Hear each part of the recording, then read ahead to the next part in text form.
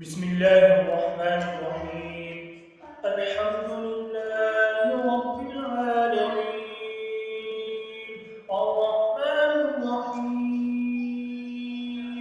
مالك يوم الدين. إياك نعبد وإياك نستعين. اهدنا الصراط المستقيم، صراط الذين أنعمت عليهم غير المغضوب عليهم ولا الضالين.